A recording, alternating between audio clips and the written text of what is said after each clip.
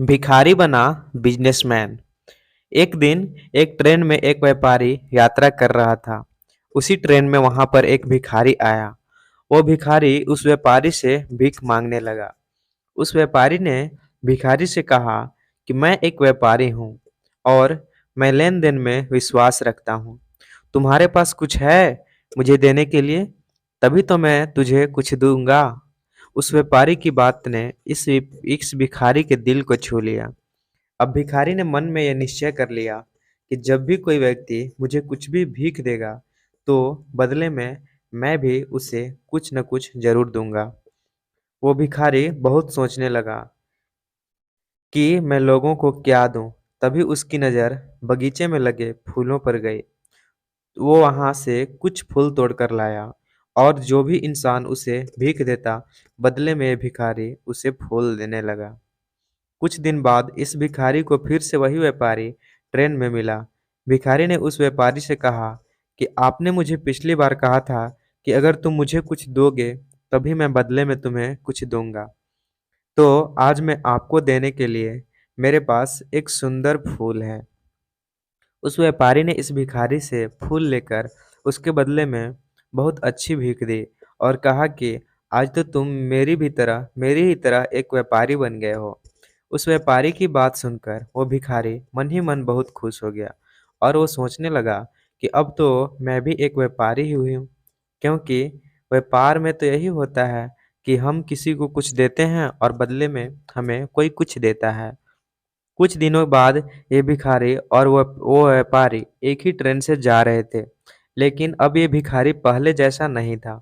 वो अब सुंदर लग रहा था और उसके कपड़े भी अच्छे थे। इस बार इस भिखारी ने उस व्यापारी से पूछा, क्या तुमने मुझे पहचाना? व्यापारी ने कहा, मुझे नहीं पता कि तुम कौन हो। मैं तो तुमसे पहली बार मिल रहा हूँ। तब भिखारी ने कहा, यह हमारी तीसरी मुलाकात है। मैं वही भिखारी हूँ जिसने आपसे प्रेरणा लेकर अपना खुद का फूलों का व्यापार शुरू कर दिया है। आज मैं आपकी प्रेरणा की वजह से एक बहुत बड़ा व्यापारी बन गया हूँ और अपने फूलों के व्यापार के काम से ही दूसरे शहर में जा रहा हूँ।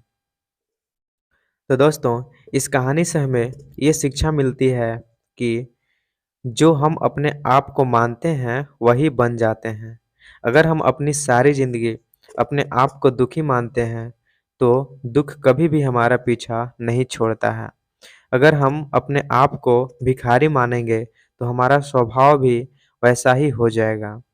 अगर हम अपने आप को एक सफल और खुश इंसान मानेंगे तो सफलता और खुशियाँ अपने आप हमारी ज़िंदगी में आ जाएगी। आपको वो नहीं मिलता जो आप चाहते हैं, पर आपको वो मिलता है जिसमें जिसमें आप विश्वास रखते हैं। तो दोस्तों, कैसी लगी आपको हमारी ये स्टोरी, भिखारी बना बिजनेसमैन वाली? अगर अच्छी लगी हो तो अपने दोस्तों के साथ शेयर कीजिए और कमेंट ज़रूर कीजिएगा। कमेंट में बताइएगा कैसी लगी हमारी आपको यह स्टोरी।